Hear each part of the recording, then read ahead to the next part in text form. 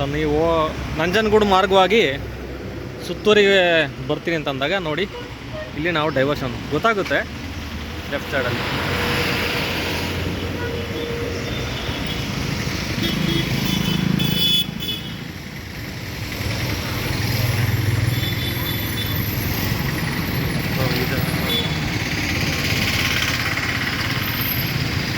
ಕುಸ್ತಿ ಕಾಳಗೆಲ್ಲ ಇದೆ. ಓಕೆ ಬನ್ನಿ ನೋಡೋಣ.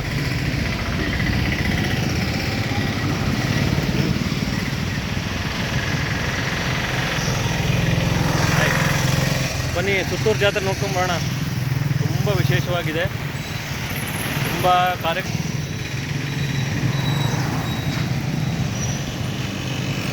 ಇವತ್ತು ಗುರುವಾರ, ನಾಳೆ ಶುಕ್ರವಾರ 31 ಲಾಸ್ಟ್ ಆಗ್ತದೆ. ಇವತ್ತು 30.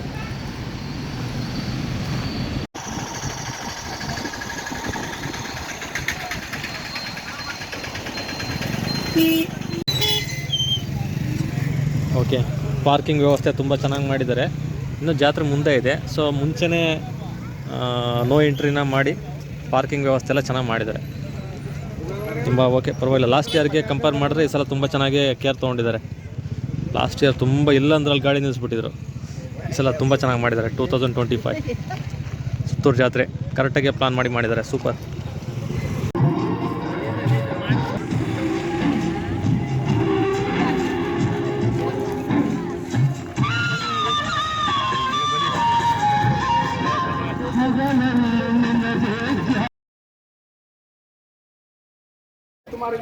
ನನ್ನ ಜಾತ್ರೆ ಆಯ್ತಲ್ಲ, ನನ್ನ ರಥೋತ್ಸವ ಆಯ್ತಲ್ಲ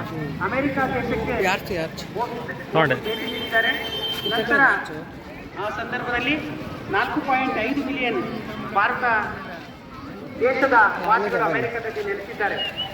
ಇಂದು ಭಾರತ ದೇಶದಲ್ಲಿ ಸುಮಾರು 2,000 ದೇವಸ್ಥಾನಗಳಿವೆ. 1900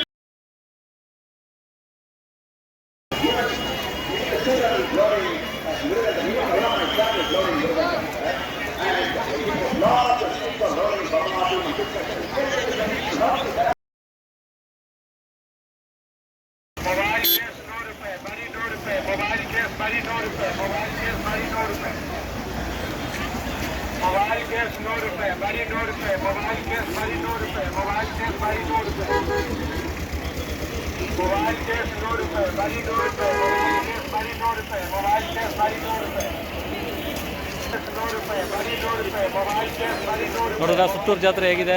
ಒಂದು ವಾರ ಪೂರ್ತಿ ನಡೆಯುತ್ತೆ ಜಾತ್ರೆ.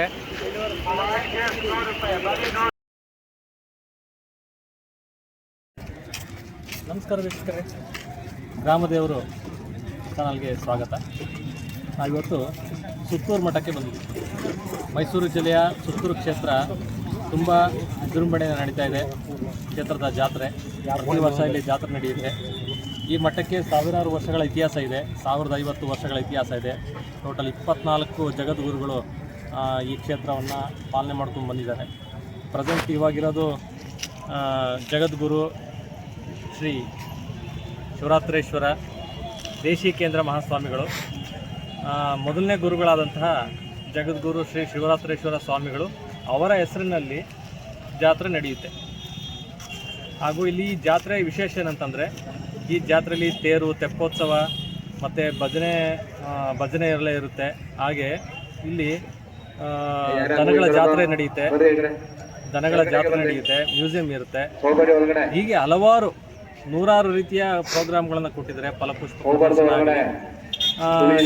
ಈ ಕ್ಷೇತ್ರದಲ್ಲಿ ನಾವು ನೋಡೋಕೆ ಬಂದಾಗ ಇಲ್ಲಿ ಸುಮಾರು ವಿಶಾಲವಾಗಿ ನಾವು ನೈಸರ್ಗಿಕವಾಗಿ ನೋಡುವಂಥ ವಿಷಯಗಳಿದೆ. ಇಲ್ಲಿ ಪಕ್ಕದಲ್ಲಿ ಕಪಿಲಾ ನದಿ ದಂಡೆ ಇದೆ.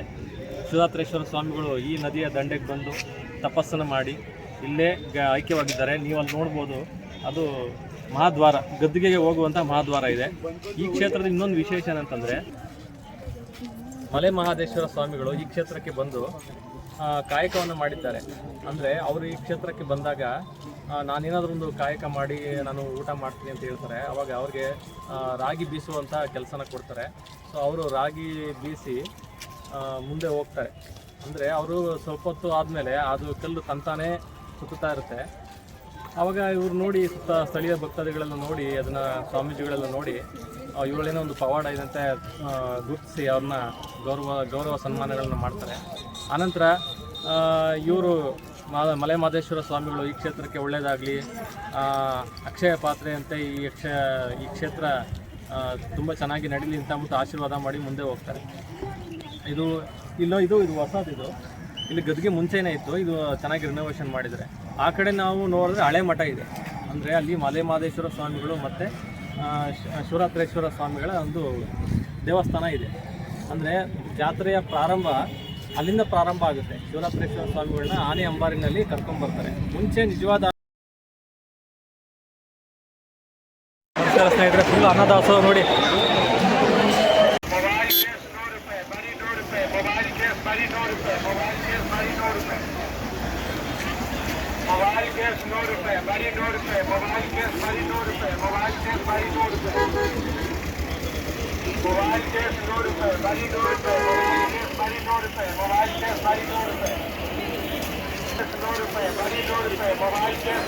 ನೋಡಿದ್ರ ಸುತ್ತೂರು ಜಾತ್ರೆ ಹೇಗಿದೆ, ಒಂದು ವಾರ ಪೂರ್ತಿ ನಡೆಯುತ್ತೆ ಜಾತ್ರೆ.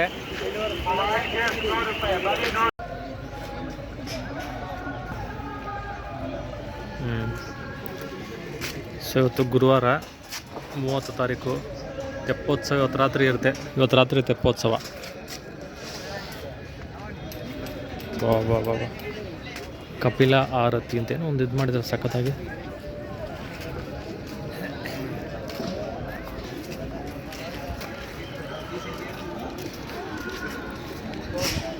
ಇದು ಗದ್ದಿಗೆಯ ಮುಂಭಾಗದಲ್ಲೇ ಇದೆ ಕಪಿಲಾ ನದಿ. ಸೊ ಇಲ್ಲೇ ಇವತ್ತು ರಾತ್ರಿ ತೆಪ್ಪೋತ್ಸವ ಇರುತ್ತೆ. ಶ್ರೀ ಗಣೇಶಾಯ ನಮಃ.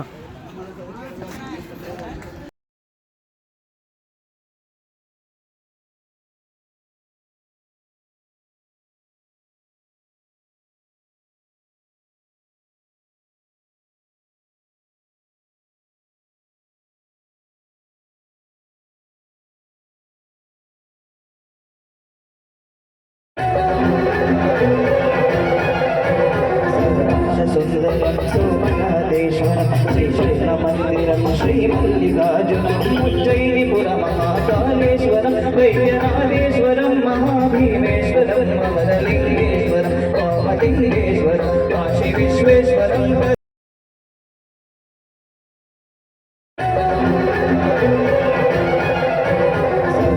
ಸುಂದರಂ ಸೋಮನಾಥೇಶ್ವರಂ ಮಂದಿರಂ ಶ್ರೀ ಮಲ್ಲಿಕಾರ್ಜುನ ಉಜ್ಜಯಿನಿಪುರ ಮಹಾಕಾಲೇಶ್ವರಂ ವೈದ್ಯನಾಥೇಶ್ವರಂ ಮಹಾಭೀಮೇಶ್ವರಂ ಅಮರಲಿಂಗೇಶ್ವರಂ ವಾಮಲಿಂಗೇಶ್ವರಂ